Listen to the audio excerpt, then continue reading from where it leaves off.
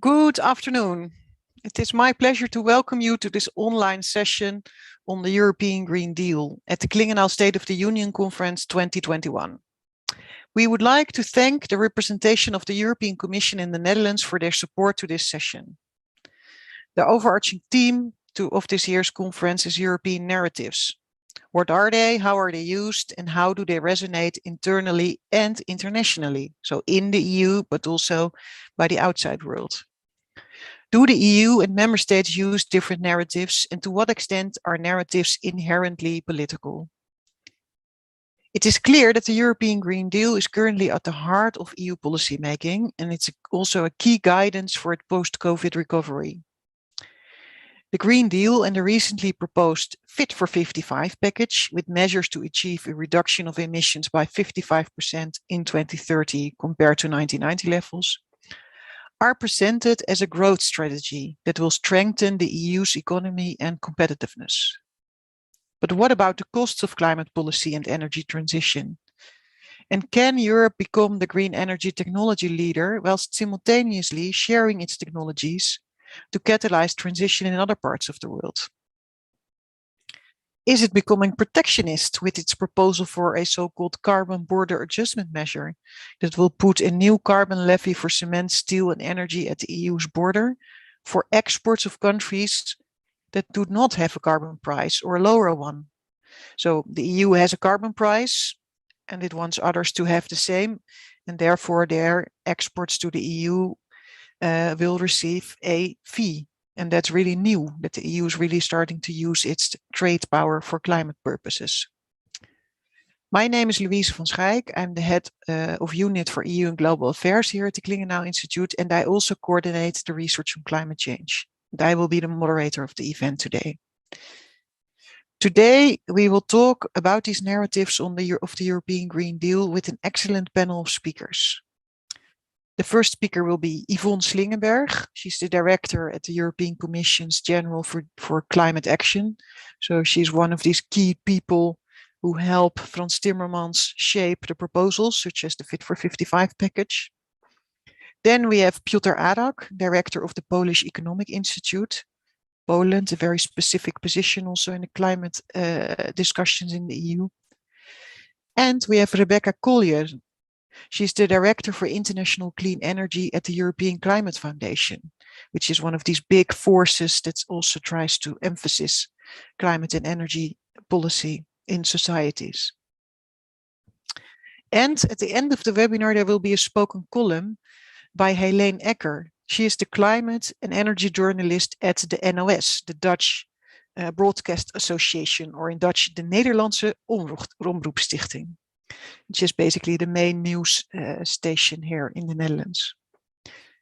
This webinar is broadcasted live via Zoom and via YouTube, and I would like to welcome all the participants. Thank you for your interest in this event. And for those who have joined via Zoom, if you have any questions, please post them in the Q&A. It would be great if you could also include to which speaker you would like to address your question. My colleague, Giulia Cretti, who is one of our young research talents on EU affairs and on the external dimension of the European Green Deal, will monitor the Q&A. And her task of today is to pose as many questions as possible. So please try to type them into the screen. All right, without further ado, let's ask Yvonne Slingerberg to take the floor. Yvonne. You are director at DG CLIMA, the Commission department that drafted the Fit for 55 package and reports to Commission Vice President Frans Timmermans. Climate change has featured very high on the EU's agenda now for about 2 decades, and you are also an official in DG CLIMA for quite a long time. So you've actually been one of the civil servants that have really helped in shaping many of the current policies that are in place.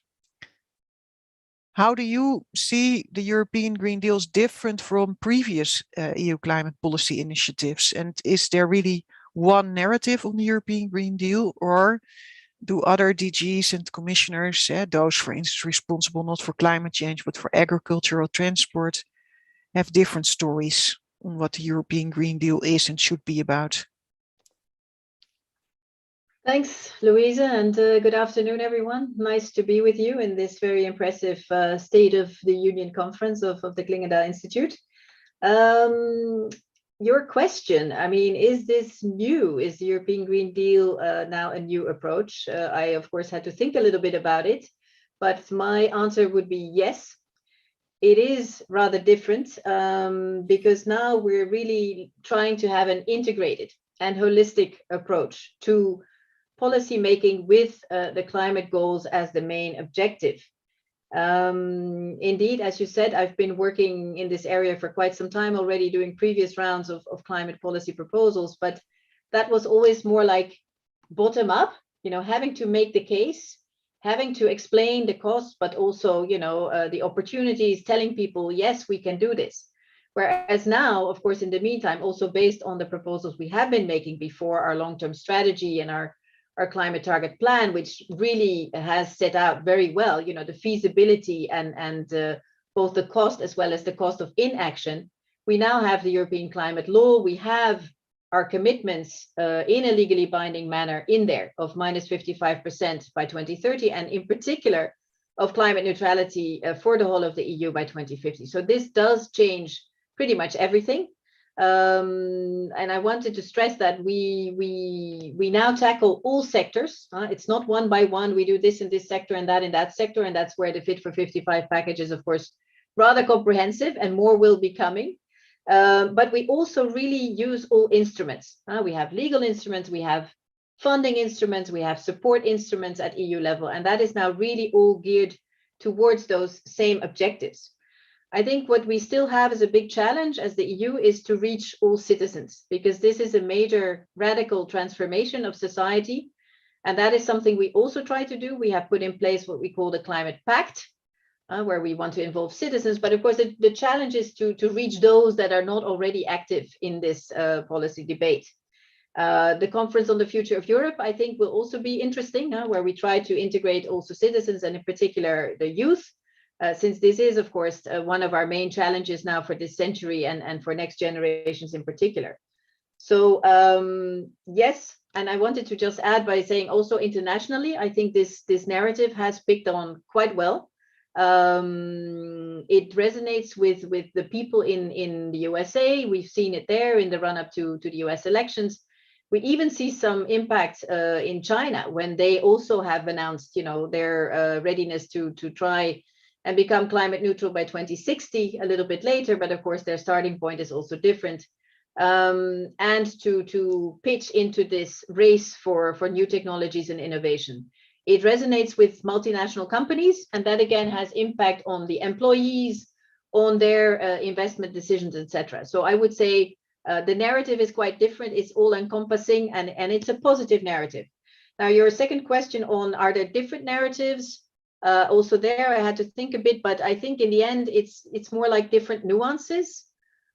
People tend to either emphasize, you know, more the opportunities or more the challenges.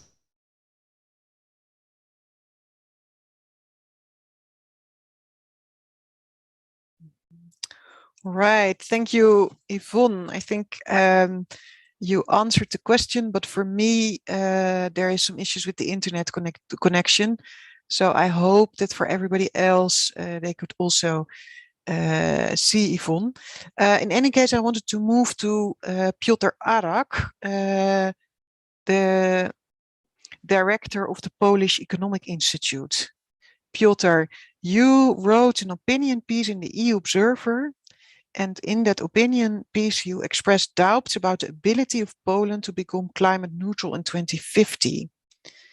And this objective to become climate neutral in 2050 is also enshrined in the EU's climate law.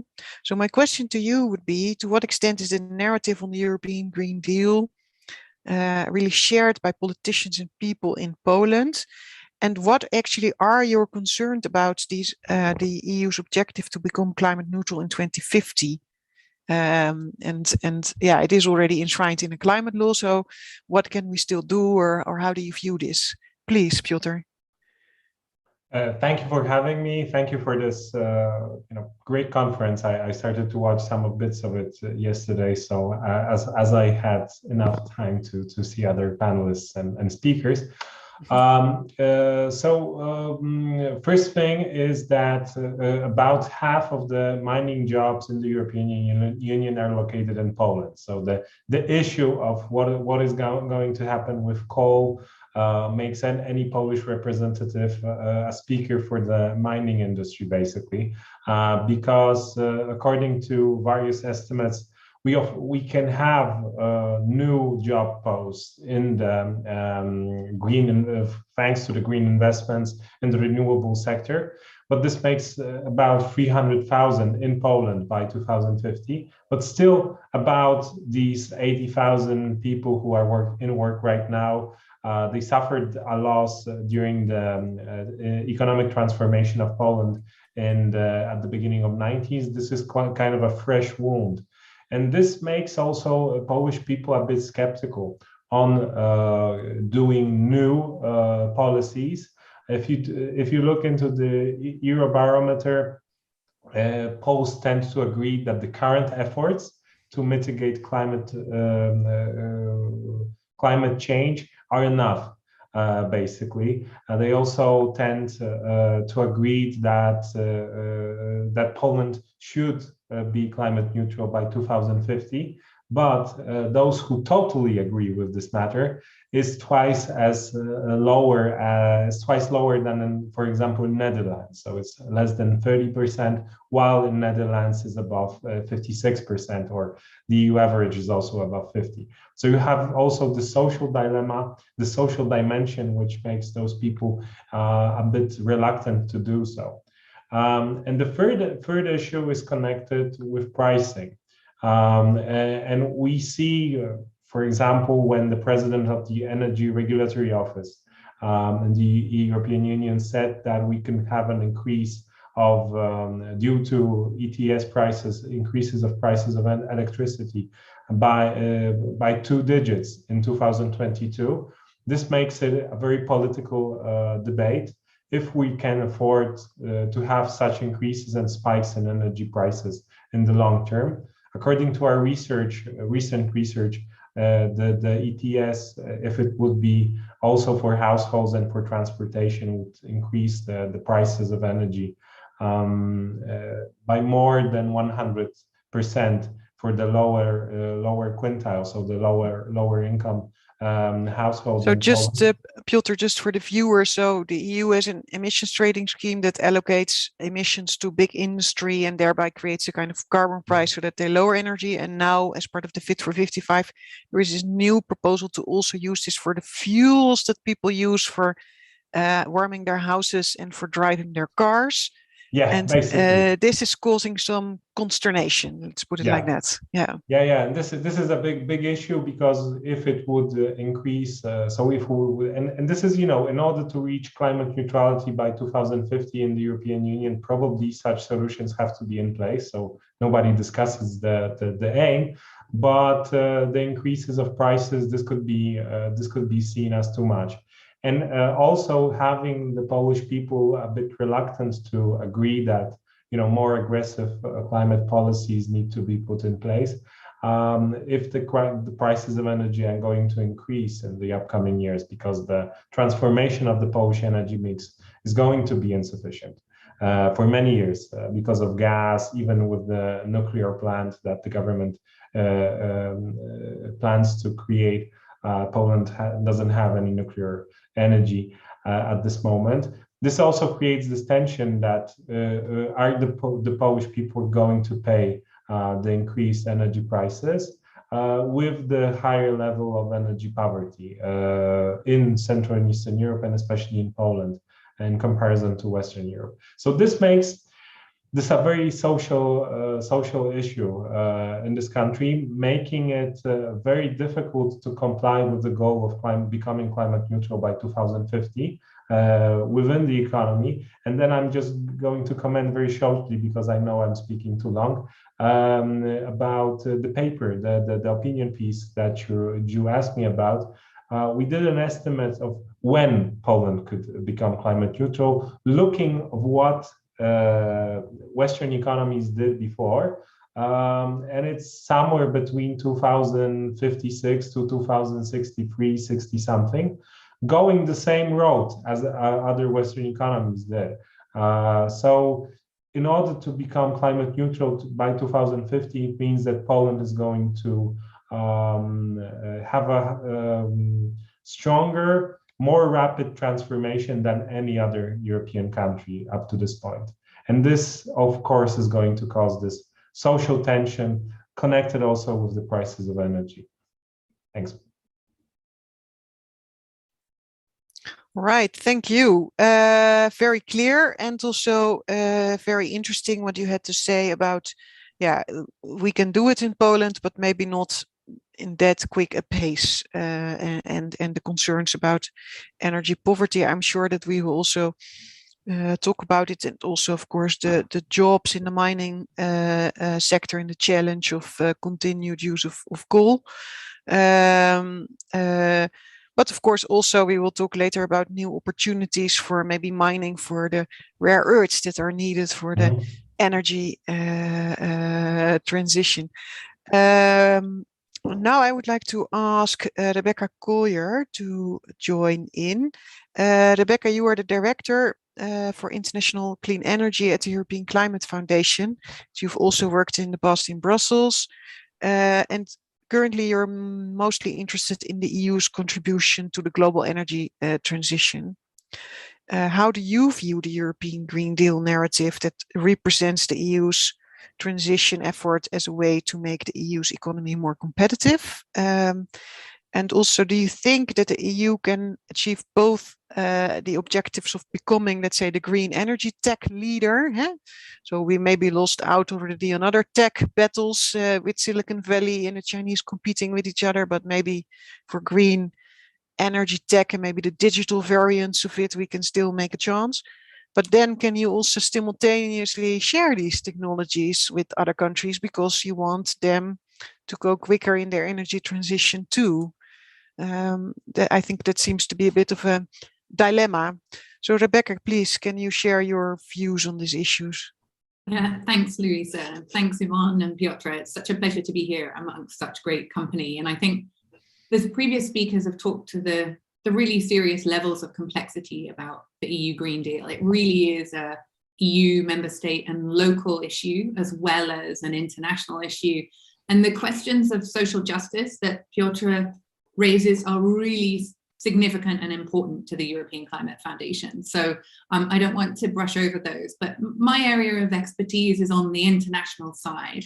And I think there are a number of key factors that the EU should consider in looking to its international energy strategy. And that's about being more systematic and going beyond the proposals on the table on the carbon border adjustment mechanism, which is the complex trade mechanism that's getting so much attention at the moment. It's really important. It's obviously a key EU mechanism, but I do think that there are other tools that the member states and Brussels have to really join up that internal and an external perspective on standards, on supply chains, on technical assistance, on capital assistance, and where the EU directs its foreign direct investment. And as I said before, these are fundamentally member state and EU challenges together. They're not simple and they need some degree of orchestration and autonomy at the same time.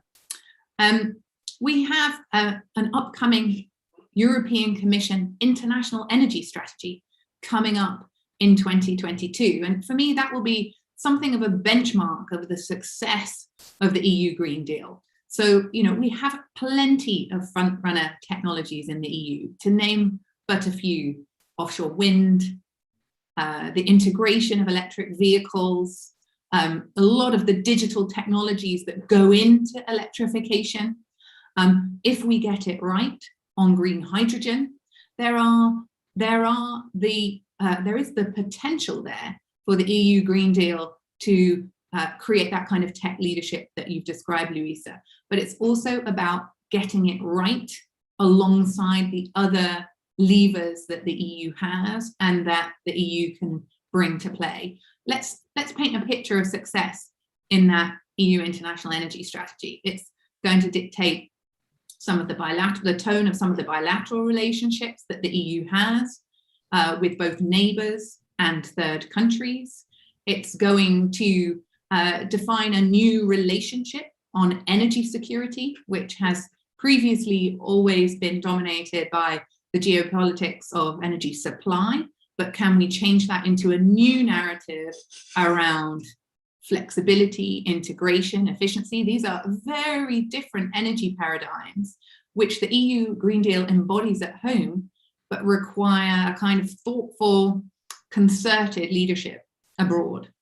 And so I'm pretty confident that the building blocks are there for the dream that you talk about. But I think a systemic political view on the hard and soft power that the member states wield and that Brussels wields across the whole range of those levers is going to be the leitmotif of success on climate and energy. And I think, going back to your question and the provocation on energy prices, we need to be very careful to look at some of the market structures that we promote at home. If they can show that they can respond to these, can promote social justice and equity, that's going to make the EU Green Deal far more binding overseas, in the perception of it overseas. So these are the types of pointers that I think we need to think about. And then I think we could realise some of the elements of that dream that you talk about.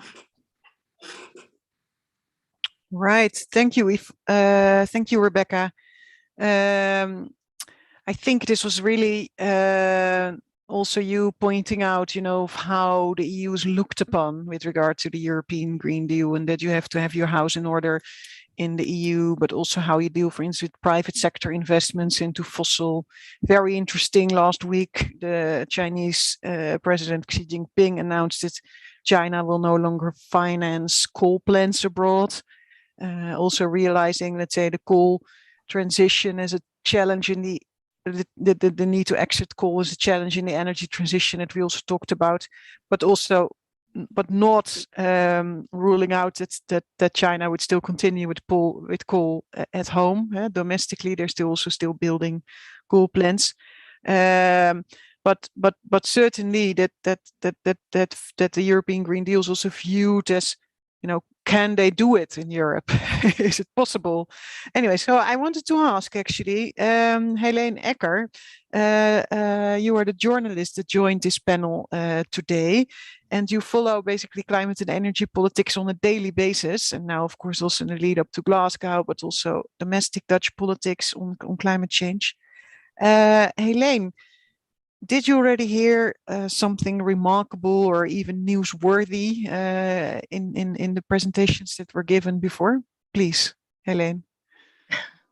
Well, I first would like to thank you for asking me to attend this meeting, Louisa.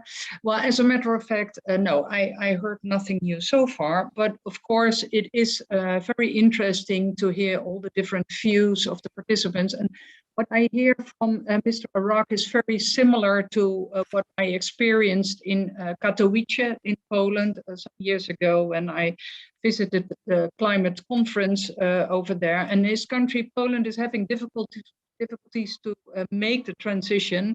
And of course, a lot of countries outside the EU also have a lot of problems, or maybe even more problems in doing so. according to experts, it makes it even more important that rich countries like the ones in Western Europe and also, of course, the United States will have to take the lead in this.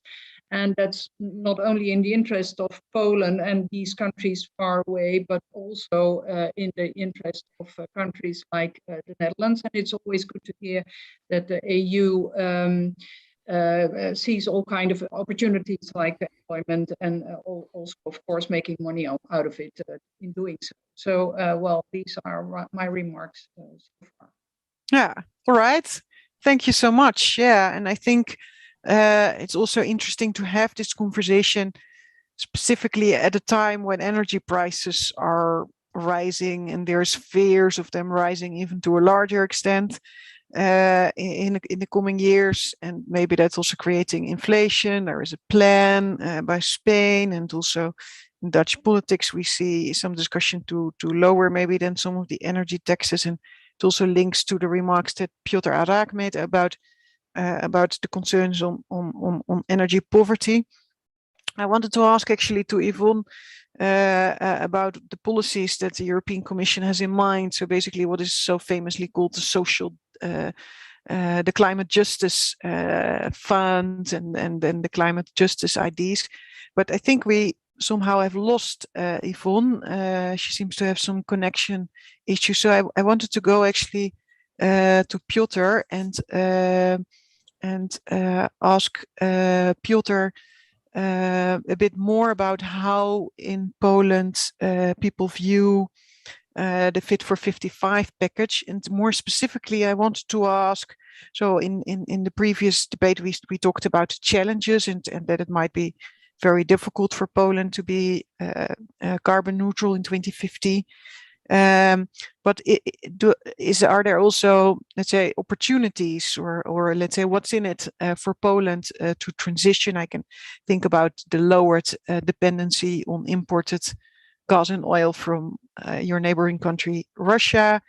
And I was also very curious to hear how the CBAM proposal, so this carbon levy at the border on, again, imports from, for instance, Russia. I think they're quite nervous about it, but we also do some work on EU external energy relations in Kazakhstan. There are several countries in the European neighborhood that export gas and oil to the EU, do not have a very ambitious climate change policy in place, and who are a bit nervous about this CBAM. The Netherlands traditionally is always a very big champion of free trade, but they say now for climate change, and if own industry in Europe has to be is confronted with a carbon price, why not create an equal level playing field also for the international competitors? So what is your view, Piotr, on these issues, please? Thank you. On this point, so on leveling the playing field, I guess among many differences in the societies and politicians, I would say this is something that has a strong agreement between Poles and the Dutch. So increasing international competitiveness and trade is one of the most important issues and dimensions created and fostered by the European Union. So I see here a very big agreement. But coming to CBAM, many Polish businesses, of course, see it as a cost. We know that introduction of this new mechanism will cost Polish industry approximately 1 to 2 billion euros in 2030. So it's going to increase the cost because of the imports from Russia. For those who don't know, the proposal of CBAM is on aluminium, steel. There's also there are five of those dimensions that are going to be additionally covered with this new regulation. And it means that some of the crude elements used by the Polish industry would just increase in costs that are being used. So this for sure is seen as something negative. But on the positive side, is that the introduction of such a bill that would include the exports that the imports that we have in the European Union, but also in Poland, from Ukraine, Turkey, or China, would be less competitive on the European market.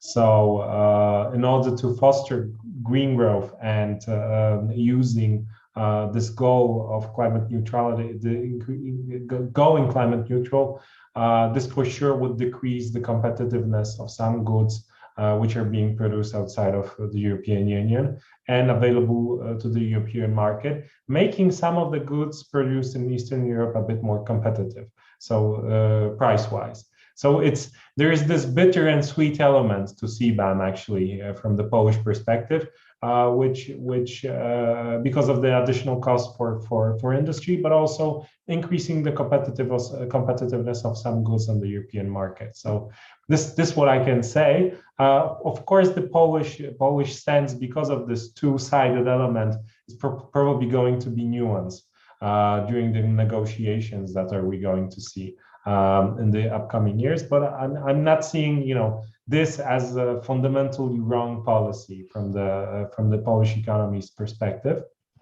But enough about CBAM. You asked also about Fit for 55, and I try to also answer this question. So the basic issue that from the Polish perspective arises because of the rapid. I know that there's this, more than 30 years that about 30 years of transformation that we're talking about. But in the case of changing the economic system, the energy mix as a whole, it's very rapid. And this of course is going to change some of the regions, the coal regions, also not only those regions which are connected with the coal regions, so those who are those energy plants employing lots of people in our country.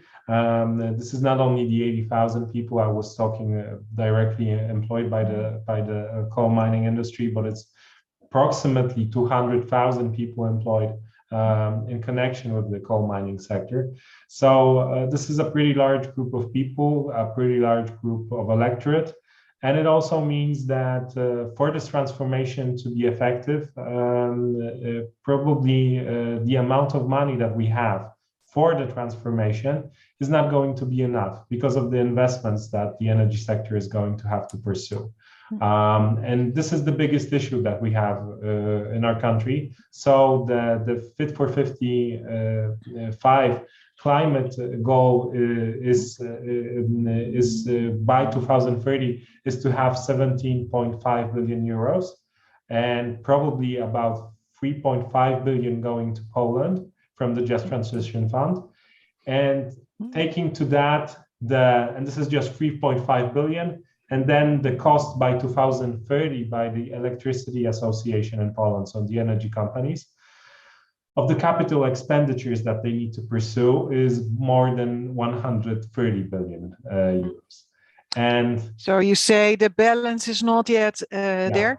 Piotr, I also heard that there is so many startups in Poland that are working also on let's say new innovative ways to contribute to the energy transition. Is this also something you witness? Where there are some smaller companies that are entering the energy market, but it's it's not going to change the overall energy mix and strategy as a whole. So of course there are companies present in management, for example, of the energy infrastructure, so you can balance out the network better. There are lots of companies connected with the EV market, which are also doing something good. The EV market? So the electrical vehicles market that we it's underdeveloped in Poland, but I see it as very promising in terms of also new kind of technologies available to the consumer. But still, then there's the big chunk of energy, how to produce it. What is going to be the energy source? And this means more than 100 billion worth of investments just in the next 9 years. It means creating probably a nuclear plant. It means using gas.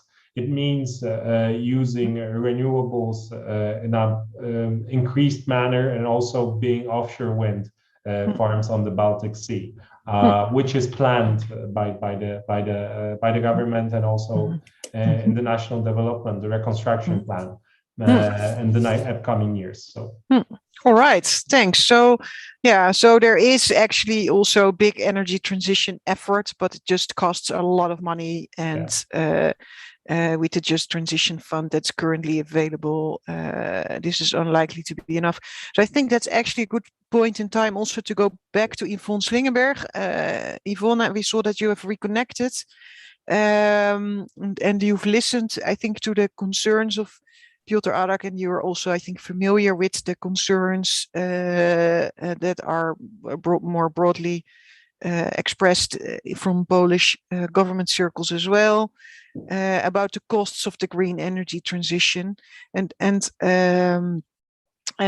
yeah, I was wondering, let's say, what can we do? So what are the views of the Commission? And you were also already mentioning in your introduction the need to kind of connect with the European citizens on the Green Deal. Yeah, what would be answers to the concerns, the concerns of citizens on energy poverty and prices? Thanks, Yvonne, Louise.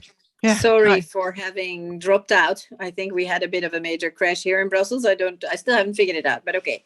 At least mobile devices still work in the end. So sorry to have missed a little bit of what Piotr was saying, but indeed I can imagine. And of course, we also fully recognize the challenge that is involved in this transition. I mean, we're not pretending it will be easy. We're not pretending it will be cheap.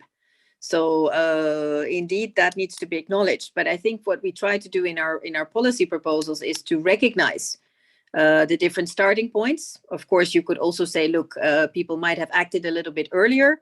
But okay, let's take the starting point where we are now, but also keeping in mind the end point, which has been agreed, and is laid down in legislation. So that is something that needs to happen. We need to do it. And it is, as I said, I think before I was cut out, we need this change of mindset. We need to go towards, yes, we can make it happen. And that means we use all the different instruments for that. So of course, the Just Transition Fund was one of the very visible tools that is designed for that. But we also have the Recovery and Resilience Fund. We have the member states' national plans for that. We have the whole EU budget, in fact, where very clearly climate neutrality is targeted as one of the key objectives, and also obligatory, mandatory ring fencing of investments for that. But at the same time, I think, we need to work together. We need to have an honest debate with the companies and with the people. And of course, we also understand that now the energy prices is a big issue. And I mean, if you see this coming towards you, you're basically going to be saying, okay, how am I going to do this? Again, I think the electrical vehicles is a good example. We all think, look, I can't necessarily afford to buy one like that. But this is about, talking through per almost sector of society and the people involved there, what is at stake? How can we do it? So to move towards a constructive debate and rather not going like, oh, well, this is not feasible. No, it has been assessed thoroughly. Political leaders have signed up to it. So it is definitely feasible. So now it is about the how. I also do see a big shift in our discussions with the different sector actors, if you want. For example, industry only a few years ago was still, quite opposed to this whole transition. Whereas now you see that really they are making quite different investment decisions, moving towards sometimes even leapfrogging, like we heard, 1 or 2 weeks ago from Tata Steel, for example, in the Netherlands, leapfrogging or wanting to leapfrog towards hydrogen. And then, of course, you need to go and find, together with the government, together with other means, how you can do that. What is the support available? What is the regulatory framework and the certainty that you need? So it is a discussion with companies and with citizens. And there are opportunities for citizens. You should work with them to make them incorporate renewable energy and to insulate houses' energy efficiency for those that can afford that. For those that cannot immediately afford that, I think there is going to be a need for support. And that is what we've also built into the Fit for 55 package. You will have probably heard, if nobody mentioned it already, the social climate fund, where there will be specific money set aside. Of course, it's the revenues from the emissions trading system, but this is more money than we ever thought we were going to have from this system because of those price increases. So at least let's use the additional money coming in for those purposes to support the more vulnerable parts of society, all in view of, together going towards this climate neutrality. And that means a fossil-free society. It's very difficult to kind of imagine in the next 30 years, but it's what we will need to do, or otherwise there will also be huge suffering. And I think that is something, not in a doom and gloom kind of way, but it does need to be part of the equation. And every now and then when we see floods, forest fires, etc., this becomes much more tangible. But of course, this is what you would expect governments also to do, to not just look at the short term and the next election, but and it made me think of an expression we have in Dutch, which is governing means looking forward. And it means not just the short term, it means the long term, and that you have an honest debate about what this implies and how you can do it. Okay, thank you so much, Yvonne, and good to have you back. A very clear view. Rebecca, I wanted to ask, you already mentioned that the European Climate Foundation is also very much concerned about, let's say, the position of citizens, and also perhaps citizens who may be skeptical about the European Green Deal because they fear the rise of these electricity prices, or maybe even to lose their jobs if they work in sectors that are very much linked or are fossil based. And then we can also argue, the EU is only representing about 10% or even less of global emissions. How do you see, and also perhaps is this higher energy prices not also a chance for renewable transition? Because fossil is really becoming more expensive. And why is it so important for Europe to take the lead in the energy transition? And then we will go to Giulia for the questions. So first, Rebecca, please.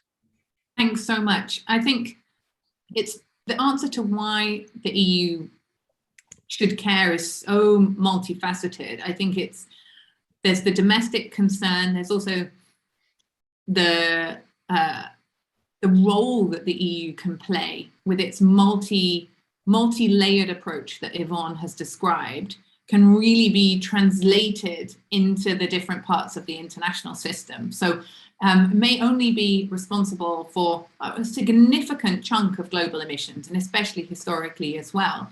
But in the future can play a role as something of a template in international institutions. So the world is looking really, really closely, as you said, at how we deal with energy prices, and whether the narrative is around historical misinvestment or about the opportunities of future investment. They're looking at Europe and how it goes about diversifying its energy supply and what role renewables play in that as a sort of a key litmus test of will Europe stick to its guns in the context of there are multiple crises here. There's COVID recovery, there's increasing gas prices, and then there is, of course, some of the other global shocks that we are seeing around the world in the energy space.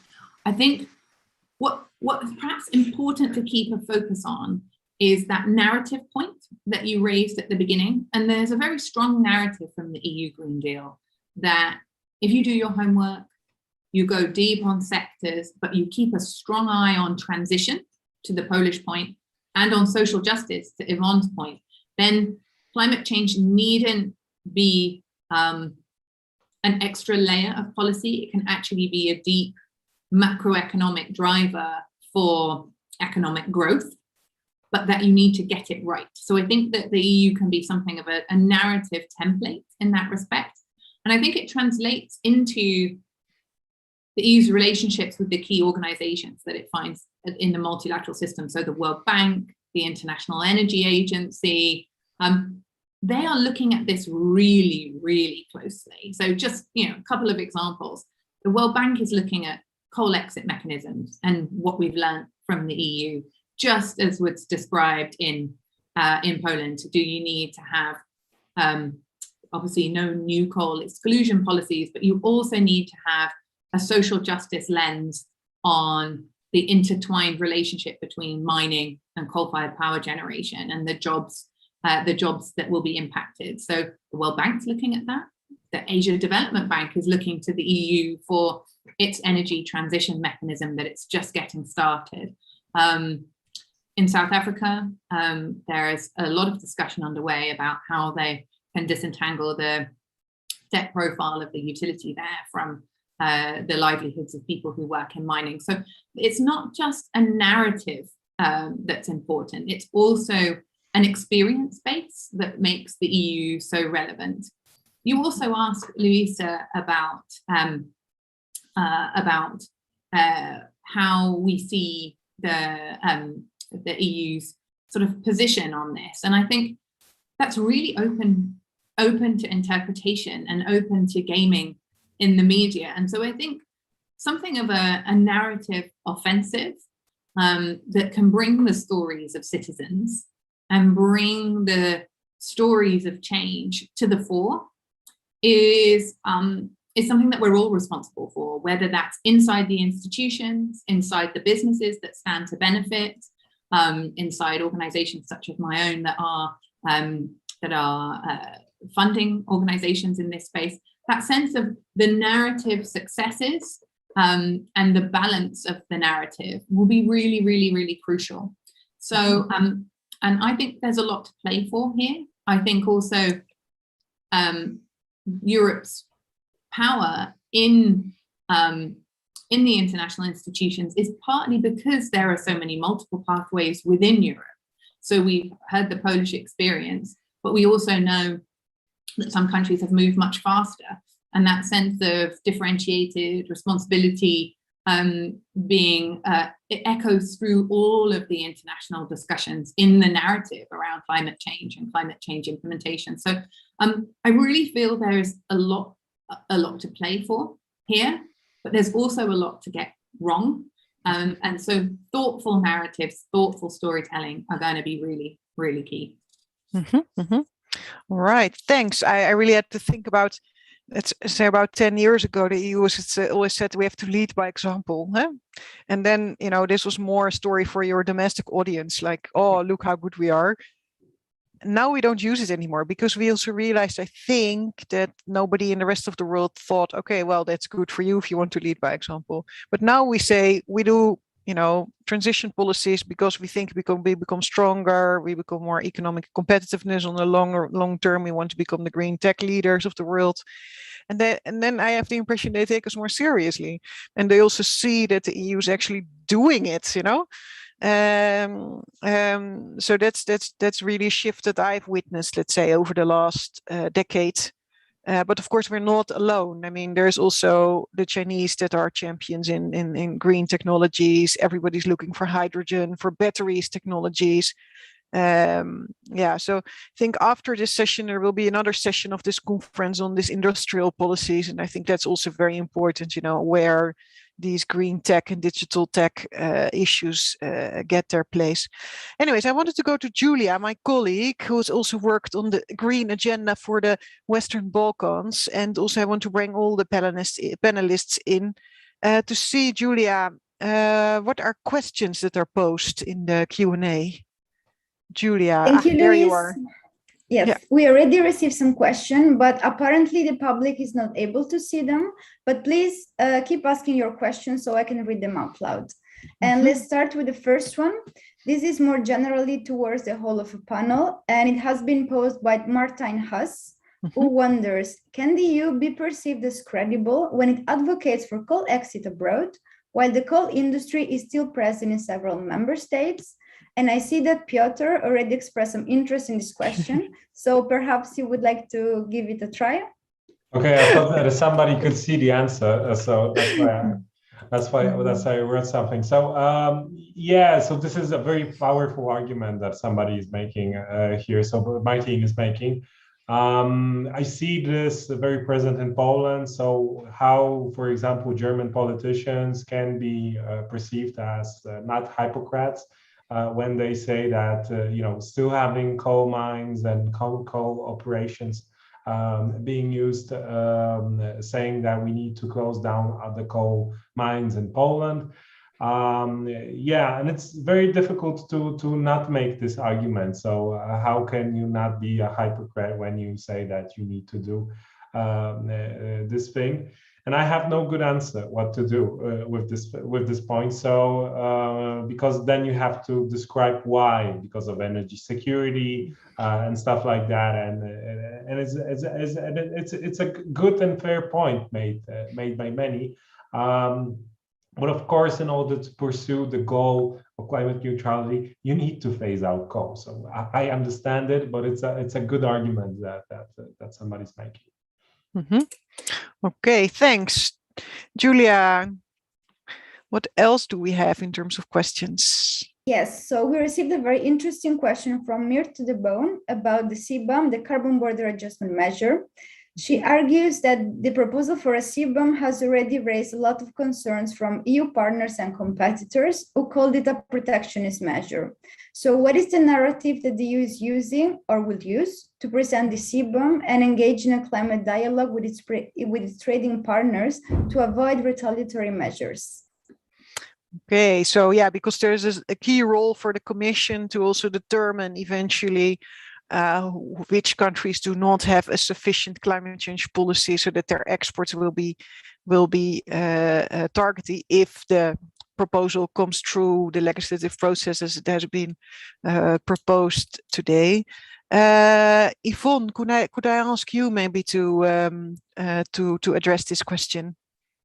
Sure, because of course we've thought about it a lot ourselves, but I think it actually links back to also the previous question. I mean, it is about recognizing that we are also in a transition. I mean, I don't think our credibility is impacted by the fact that we're still using coal, as long as we have a clear and credible path on how we are going to be phasing out. And I think with the CBAM, it's a little bit similar because we have been having pretty serious and strict climate policies, but with the ambition level that we have now, we know that we can no longer protect the industry that is going to be making the necessary investments with this free allowances or free emission rights under the emissions trading system. So if you drive them down to zero and they need to come up with all these billions that have been mentioned before, well, there needs to be a bit of a measure that helps leveling the playing field internationally. And this is what the CBAM is all about. But at the same time, fortunately, the Paris Agreement, all countries of the world have signed up to this. Of course, first of all, we're starting with a few products, of a few sectors. So this doesn't impact, developing countries. I would say maybe none of them. But our big economic competitors, so to say, yes, this will impact them. And we're very happy to engage in a discussion exactly on what are they doing to implement their Paris commitments. They, by now, most of them have also committed to climate neutrality. So we want to see what is it that you plan to put in place in terms of policies, investment incentives, and also constraints, of course, in terms of, diversifying the energy mix. And if we have that honest debate, we can also compare. What does that mean? And I don't think we will go for ultimate, absolute equivalence, but, and that's, for example, where we're having this debate also with China, what is your implementation plan? Just for the commitment for climate neutrality in 2060. We hope on the other side of the Atlantic that the US will manage with its big recovery and infrastructure plan, because there you can see, okay, what does this mean? And that is all about the transition. And I think it does help to have this clearly on the table. It has indeed aroused a lot of interest from our partners, much more than ever before in what we're doing. So in that sense, it's a very useful element in the debate. But as long as we can have a clear debate about, how do we want to reach our milestones for 2030 and beyond, and climate neutrality ultimately, I think it may well be that the carbon border measure will never have to be applied, if all goes well. That's, of course, the best possible scenario. Mm-hmm. Yeah, I can also concur to this. I've already received several invitations, among which I've spoken in a conference in July in Russia, organized by a Russian think tank. And they had detailed calculations of what their industry would have to pay But also you see that some people then mention then perhaps better we could have our own carbon price, because then at least these funds go into the Russian economy and we can use it for the transition. At the same time, of course, there's also the harsh criticism. And previously, when the EU tried to tax international flights, it was a bit difficult with a lot of our competitors uniting in their opposition against the EU, and the EU then had to back down. But I think this time it's different. It seems to be different. But it's it's also really remarkable that the EU is now using this market power and this instrument. I think it's that's really new with the Fit for 55. Is there anyone else who wants to add something on CBAM or the coal exit from the people? See Piotr, please, Piotr. Yeah, very very shortly. So the CBAM, it has a lot of sense in going in from the climate policy perspective. But in order to pursue EU's competitiveness, it also makes sense to ban some products which could decrease the competitiveness of EU products that are going to be produced with additional costs because of the taxation that we're going to have. So it's also we go back way to 17th century mercantilism, so kind of solutions, and it's kind of makes sense to have something like that in order to sustain the industry business in the European Union. Mm-hmm. Okay, thanks. Clear. Giulia, what else do you have in terms of questions? Yes, we received another question from Farida Azimullah, who argues that in order to meet the climate change targets, we need, for instance, more electricity and other options. But we hear at the moment that there's going to be a shortage for gas and more in general for power supply companies. So how can the issue be approached in a nearby future? And how can power supply companies anticipate this increasing need for electricity power, for instance? Mm-hmm. Yeah, so one thing that we're doing perhaps not good enough is the energy efficiency. And now with the economic recovery in the COVID aftermath, we see rising prices, shortages, and also big issues with the grid. For instance, in our own country, in the Netherlands, we even lose blackout. So in the short term, what can we do to fix these issues? Who of the panel can I ask to take the floor? Yvonne, would you like to say something about the short-term issue? Maybe Rebecca as well? Sure. I mean, the question is very pertinent because it's a problem we're facing right now. And I think, of course, as I think I mentioned at the beginning, I mean, the energy price issue right now is caused by many different factors. So I want to emphasize that this is not, the result of us engaging in this energy transition, because there are geopolitical factors, there are even weather factors, et cetera, et cetera. But it does highlight the point that we need to sit together and prepare for increased renewables in the grid, as you said, Louise, for increased electrification. So I think, again, we need to distinguish short-term against mid and long-term. Short-term, yes, of course, now we need to make sure that we have our storage of gas for the winter in order, and there are different ways. We will be talking to our suppliers, et cetera, et cetera. But in order to avoid, these kind of situations in the future, more use of renewables will only help. More energy efficiency, so better insulation of houses, more industrial efficiency in their processes as well will only help.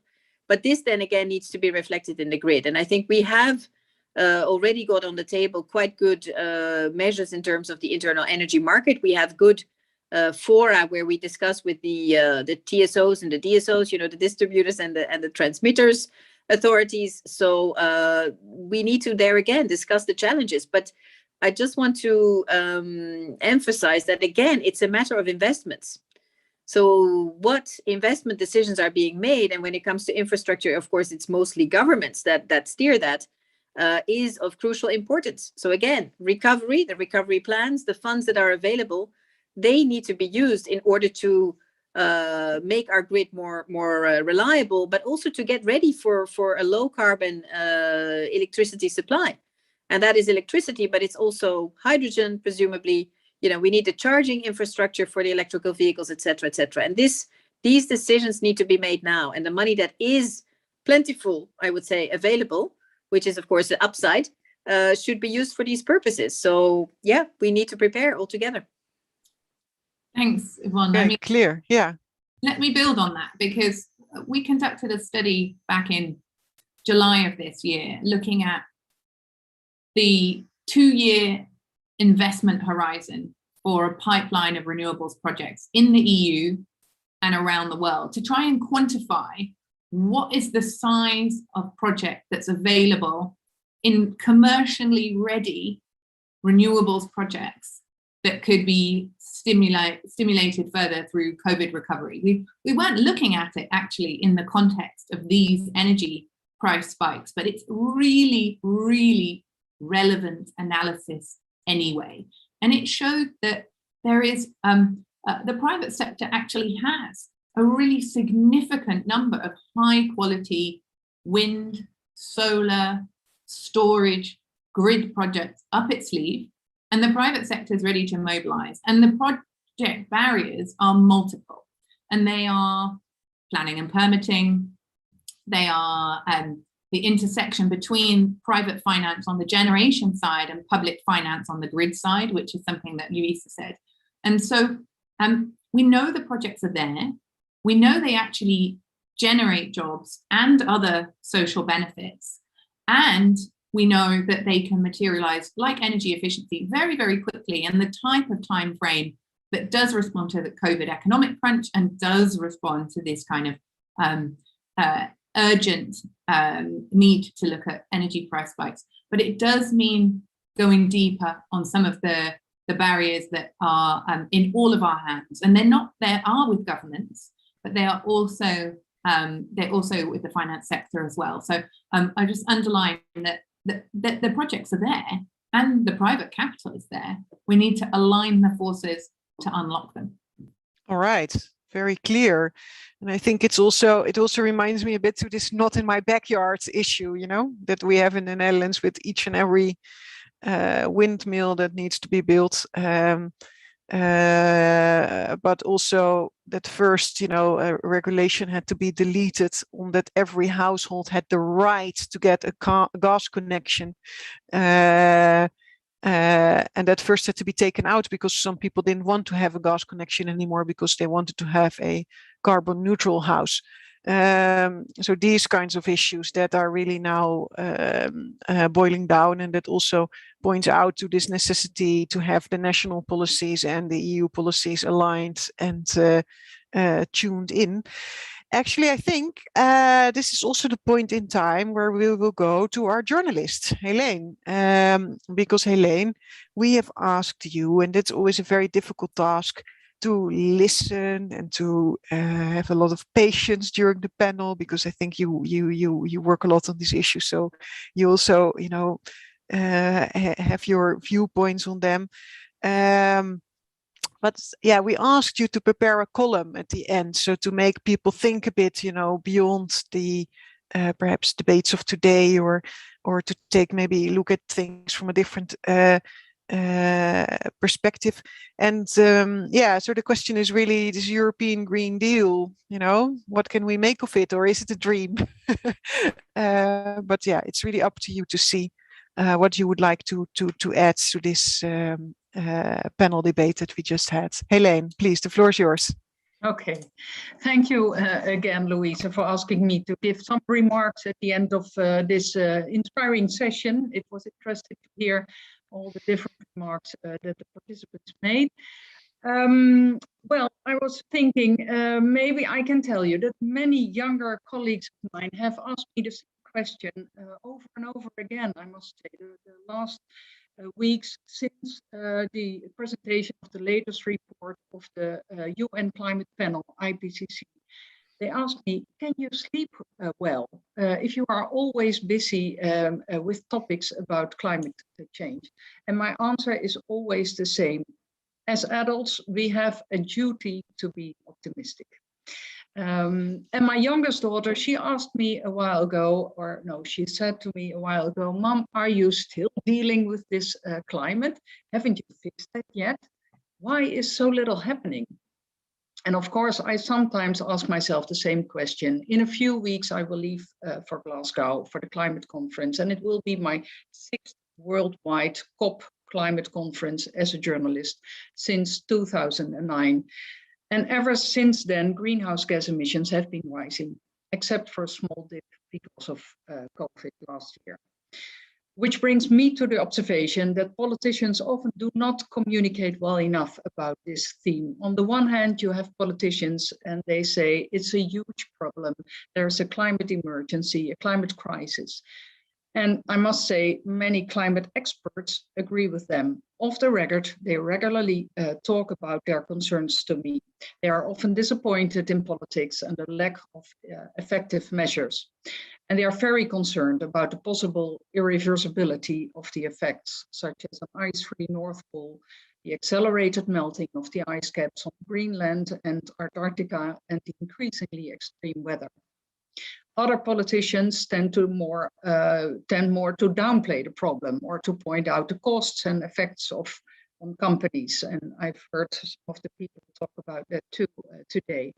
Sometimes I think politicians are making the problem more complicated than it is, strangely enough, because the solution to the climate problem fits in only one short sentence. Greenhouse gas emissions must be reduced to 0 and quickly. But then, of course, I know it only begins because everything we see around us, even now, the desk where your computer is located, the chair you sit on, all the stuff around you, everything is made by fossil fuels. Mankind, therefore, has to reinvent itself, some people say, and quickly.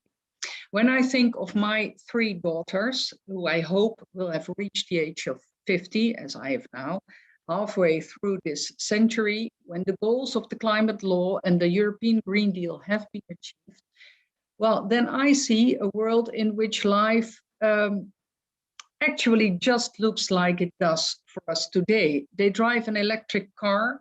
My husband and I have been doing that for a year now. And all right, flying is no longer an option, except for essential flights. Their houses have thick windows and are comfortably well insulated. Their facades and roofs are covered with solar cells, and there are perhaps as many windmills in their field of view as electricity pylons now. They don't eat meat anymore, but at the age of my daughters now, 15, 19, and 20 years old, they are already vegetarians. As moreover is my 91-year-old father already his whole life. I'm not, by the way.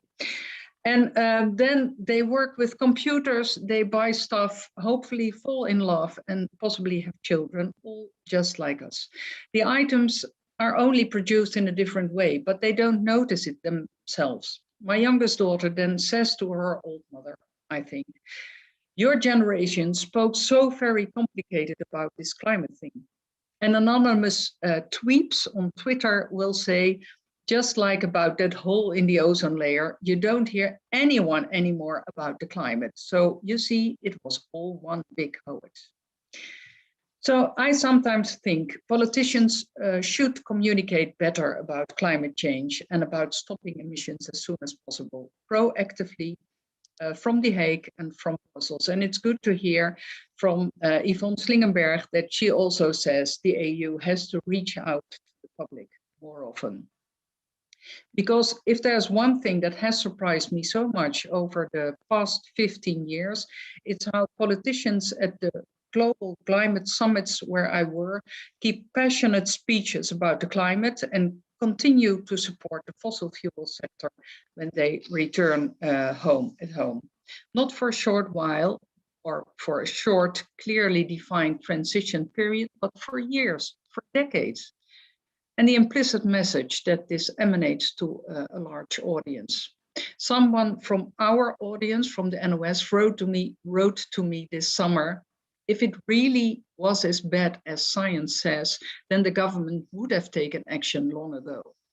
And he responded, to the report of climate scientists that there is a link between the floods in Limburg, Belgium, Germany, and the climate change on the other hand. So yes, politicians have to fix this. Europe has its Green Deal and can go to Glasgow in a few weeks with a good story.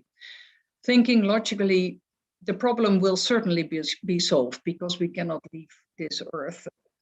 New floods, maybe other nasty developments may first be needed.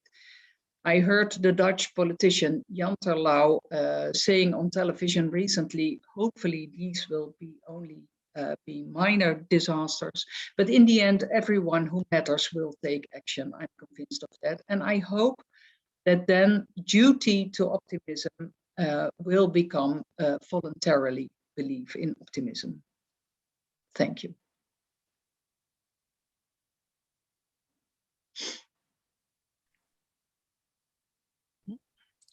Right. Thank you so much, Heleen. This was really inspiring. And also, I really like the thought that in 2050, we will look back and say, what's the problem? And that we managed to overcome it. I remember when the Dutch climate agreement was presented 1.5 years ago or so, was it that also there was a lot of language of the reconstruction phase the Dutch society has undergone after the Second World War. So this call to action, this call for, let's say, a systemic rechange of society. But it's also important to then see, let's say, what kind of gains you can achieve with it. And in this respect, the 2050 objective of this clean society, which is maybe not even that different than the society we live in today, is probably a very good finalization of this session. So I would really like to thank you for this column. I would also really like to thank you, the other panelists, for your fantastic contributions today to the conference, to your informative insights, to your sharp views. I would also like to thank Giulia. You did a fantastic job in posing some of the crucial questions. I know that there were a few more, but we always have to guard a bit the timing of the sessions. So, and to the audience, I would like to thank you for watching. I hope also that many people will watch this back. It's going to be available on YouTube. I would like to thank the representation of the European Commission to the Netherlands for supporting this specific session of the Clingendael State of the Union Conference 2021. And well, again, please, a round of kind of digital applause, as we sometimes say it. And I hope to stay in touch and that we can continue the conversation in Glasgow and also beyond, because it is also not yet solved and away. That we know for sure. Thank you so much. Thank you. Thanks, everyone. Thank you very much. Bye. Bye-bye.